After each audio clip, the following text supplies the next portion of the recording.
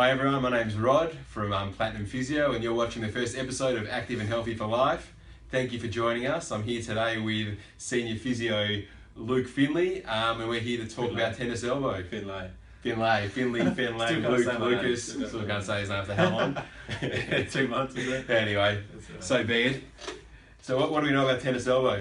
Tennis elbow is a condition that everyone's probably heard about, and typically it doesn't always happen in tennis players. More often we see it in kind of desk workers and tradies and things like that. So basically people just complain of that pain right up on the outside of their elbow near that bony point, and typically it's caused by repetitive wrist extension, people working at desks where their wrists always kind of cocked back, or gripping a lot with tradies and things with hammers and whatnot.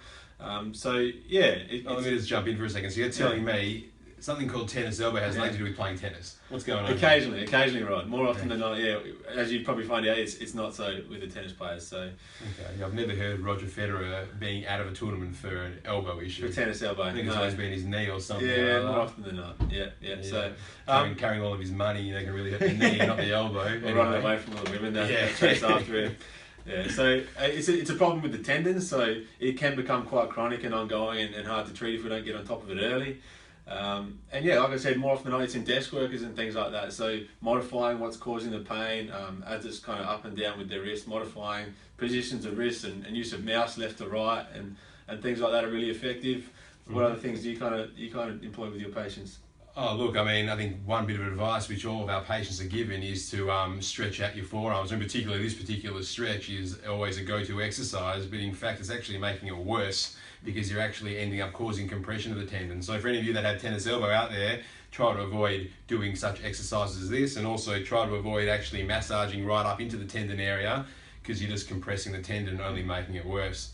What I tend to do, more often than not, always like to recommend the combination of heat and ice, because that's a really nice way to help reduce any of their symptoms, and can also play a role in some tissue healing. Typically tendons take a bit longer than your ordinary muscle because they have a very poor blood supply, but that's one thing which I'll definitely advise. And also, look, most importantly, a good strengthening program, something called isometric strength training, which I can demonstrate over here. I'll actually get you to demonstrate if you don't mind. We'll just prop your hand just over here if you can. And basically what you want to be doing, isometrics, is an exercise where you're ultimately maintaining the exact same muscular length throughout the entire contraction.